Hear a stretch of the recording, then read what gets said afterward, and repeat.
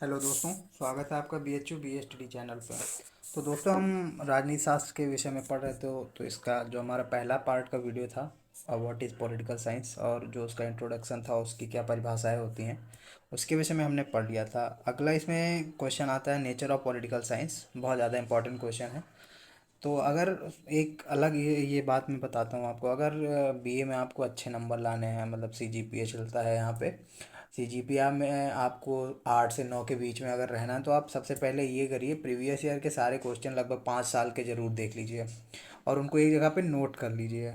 उसके हिसाब से आप प्रिपरेशन करेंगे तो आपके नंबर बहुत अच्छे आएंगे।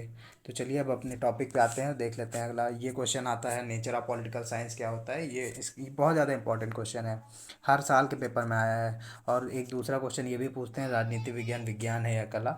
उसका दोनों का मतलब यही होता है कि आप उसका नेचर बताइए क्या है। तो इसको हम आप देख लेते हैं, शुरू करते हैं। चलिए, अरस्तु ने राजनीति विज्ञान को मास्टर साइंस माना है, क्योंकि उनके अनुसार नागरिक के लिए नगर राज्य के जीवन में भाग लेना उत्तम जीवन की आवश्यक शर्त है। राजनीति विज्ञान को विज्ञान मानने के पक्ष में क्या तर्क दिए गए हैं वो देख लेते हैं। कुछ विचारकों ने इसे प्राचीन काल से ही विज्ञान माना है, जैसे बोंदा थे, हॉब्स थे, ग्राइस, गार्नर आदि। इसके पीछे उनका तर्क दिया, उन्होंने लॉजिक दिया कि पहला लॉजिक है, राजनीति शास्त्र में प्रयोग व परीक्षण संभव होता है। विज्ञान को विज्ञान तब माना जाता है जब उसमें एक्सपेरिमेंट होते हैं। अगला पॉइंट इन्होंने बताया कि संपूर्ण समाज पॉलिटिकल साइंस की एक प्रयोगशाला है और सामाजिक समस्याएं प्रयोगशाला में होने वाले प्रयोग हैं। राजनीति विज्ञान में तीसरा पॉइंट है इनका, राजनीति विज्ञान में भी भविष्यवाणियाँ की जा सकती हैं, किंतु ये भविष्यवाणियाँ नेचुरल साइंस की तरह बिल्कुल सटीक नहीं होती। मतलब नेचुरल साइंस जो होती है उसमें बिल्कुल क्लियर बता देते हैं कि ये रिएक्शन होगी तो ये बनेगा, वैसा इसमें बिल्कुल क्लियर नहीं बता पाते, लेकिन इसमें भी भविष्यवाणियाँ होती हैं। अगला है, राजनीति विज्ञान एक क्रमबद्ध ज्ञान है। उसके बाद हमारा है पांचवा, राजनीति विज्ञान में कार्यकारक संबंध अवश्य पाया जाता है। अब जो विद्वान विज्ञान ना मानते हैं उनका देख लेते हैं क्या तर्क है। इसमें होता है सर्वमान, पहला पॉइंट उन्होंने बताया, सर्वमान तथ्यों का अभाव होता है इसमें। अन्य विषयों जैसे राजनीति विज्ञान में तथ्यों का लोप होता है, जिसके कारण इसे विज्ञान नहीं माना जा सकता है। इसके मानने वाले थे बेंजामिन फ्रैंकलिन, लास्की जैसे विद्वान, जो एक सदनात्मक व्यवस्था के पक्ष में है, जबकि सिज्विक ब्लंसली एक सदनात्मक व्यवस्था के पक्ष में नहीं है। अब दूसरा है, इसमें कार्य का और कारण संबंध का जो अभाव होता है इसमें पाया जाता है।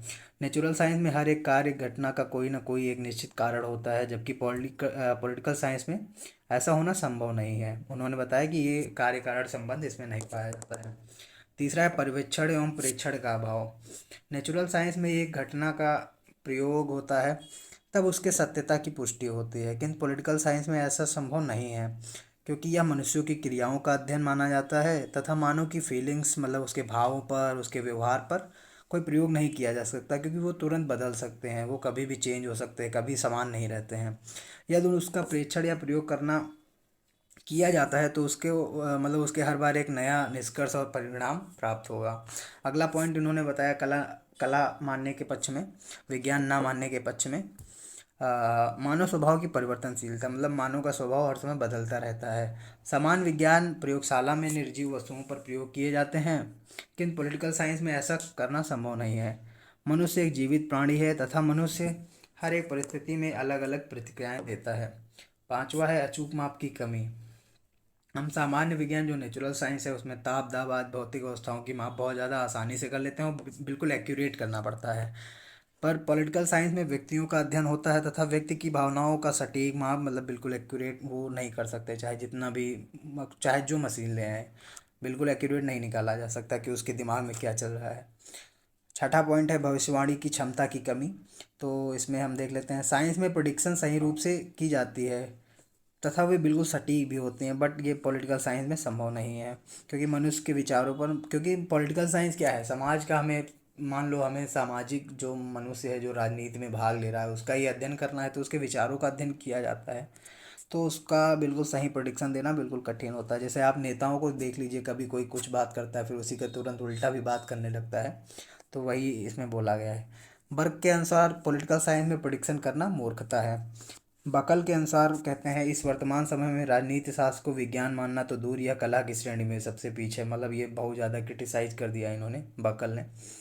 तो अगला है मिडलैंड कुछ बोल रहे हैं, जब मैं राजनीति शास्त्र के शीर्षक के अंतर्गत एक अच्छे प्रश्नों के समूह को देखता हूँ तो मुझे प्रश्नों पर नहीं दबा अपितु शीर्षक पर खेद होता है।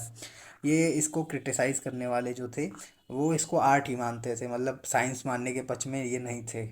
अब इसका परिभाषा, सातवां पॉइंट देख लेते हैं, परिभाषा, शब्दावली और अध्ययन पद्धति में विभिन्नता। नेचुरल साइंस में हम एक विषय को पढ़ने का एक तरीका तथा उसकी उपयुक्त एक शब्दावली होती है।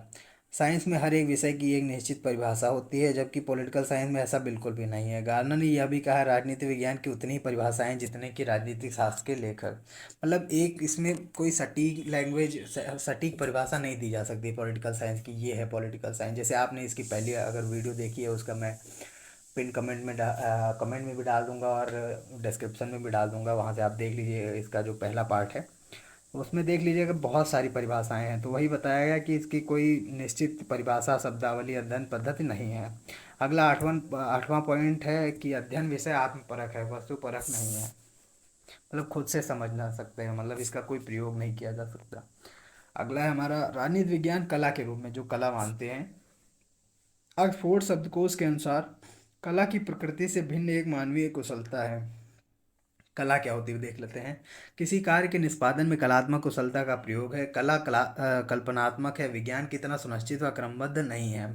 कला का आधार व्यक्तिगत विवेक, विभिन्नता, अनुभव तथा कुशलता है। इस आधार पर राजनीति विज्ञान न केवल विज्ञान है अपितु इसे कला भी कहा जा सकता है। कुछ लोग इसे कला और विज्ञान दोनों मानते हैं। कला मानने के पक्ष में जो तर्क हैं वो देख लीजिए। यह कला है क्योंकि इसमें भूतकालीन और वर्तमान स्वरूप का अध्ययन करने के साथ साथ राज्य के भावी आदर्शात्मक स्वरूप का भी अध्ययन किया जाता है, और यह भी बतलाया जाता है कि राज्य में राजनीतिक व्यवस्था कैसी होनी चाहिए। दूसरा है पॉइंट इन्होंने जो बताया, दूसरा तर्क, राजनीति विज्ञान उसी रूप में कला है जिस रूप में राजनीतिक एक कलाकार है। शासन संचालन एक कला है, मतलब इन्होंने बताया कि जो शासन चलाना वो एक कला के रूप में इन्होंने देखा और इसलिए पॉलिटिकल साइंस को एक आर्ट माना। राजनीति शास्त्र के विद्वान राजनीति से संबंधित नियमों का निर्धारण करते हैं और एक राजनीतिक उन नियमों को व्यवहारिक रूप देकर अपनी कला का प्रदर्शन करता है। मतलब जो नेता लोग होते हैं वो अपनी कला दिखाते हैं। तीसरा है राजनीति विज्ञान रूपी कला का एक और रूप भी है, कला जीवन का चित्रण भी है। राजनीति विज्ञान राजनीतिक जीवन का चित्रण करता है, इसलिए यह कला है। राजनीतिक विज्ञान मानव को सर्वोत्तम नागरिक जीवन का उपयोग करने के योग्य बनाता है, इसीलिए इनको कला माना। ब्लंसली ने इसे भी कला माना है। ब्लंसली जो थे बहुत ज़्यादा फेमस हैं। उनके उसके अनुसार राजनीति विज्ञान से विज्ञान की अपेक्षा कला का ज़्यादा बोध होता है। इसका संबंध राज्य के संचालन तथा निर्देशन से है। तो ये इन सब का निष्कर्ष क्या निकल रहा है वो देख लेते हैं। इस प्रकार मतलब अगर ये इस प्रकार राजनीति शास्त्र और कला दोनों हैं। आप अपने व्यापक अर्थ में तथा सामाजिक विज्ञान के एक अंग के रूप में हम इसे विज्ञान की संज्ञा प्रदान कर सकते हैं, और इसे हम एक कला के रूप में भी मान सकते हैं, क्योंकि यह एक आदर्श जीवन की प्राप्ति के लिए हमारा सहयोग करती है। आगे क्या लिखा है हम देख लेते हैं। कैडली ने राजनीति विज्ञान को अर्थ स्पष्ट करते हुए इसे कला, दर्शन और विज्ञान तीनों माना है। लासवेल ने भी इसे कला, विज्ञान और दर्शन का संगम कहा है। तो जैसे मान लीजिए अगर ये क्वेश्चन एग्जाम में पूछा जाता है तो आपको कैसे ये पूरा यहाँ पे लिखना होगा कि कला क्यों माना जा रहा है, कला क्यों नहीं माना जा रहा है, विज्ञान क्यों माना जा रहा है, विज्ञान क्यों नहीं माना जा रहा है। अगर आप ये पूरा लिखेंगे तभी आपका आंसर कंप्लीट माना जाएगा। और लास्ट में ये जो निष्कर्ष आता है, इस कंक्लूजन लिखना बहुत ज़्यादा इंपॉर्टेंट होता है। कंक्लूजन में आप अपने विचार डाल सकते हैं कि आप क्या मानते हैं, ये भी बताया जा सकता है। लेकिन मेन जो थिंकर होते हैं उन्हीं का दिखाया जाता है ज़्यादातर, वो ज़्यादा अच्छा रहता है, वो ज़्यादा इंपॉर्टेंट माना जाता है। तो आज की वीडियो में बस इतना ही। तो आज हमने नेचर ऑफ पॉलिटिकल साइंस पढ़ लिया है। राजनीति विज्ञान का स्वरूप कैसा है वो पढ़ लिया है।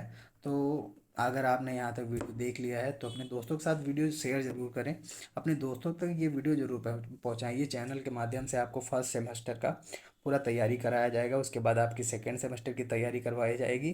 तो आप अगर बीए फर्स्ट ईयर से हैं तो चैनल ज़रूर सब्सक्राइब कर लीजिए। और हाँ, कमेंट में ये ज़रूर बताइएगा कि आप कौन से कॉलेज से पढ़ रहे हैं। धन्यवाद।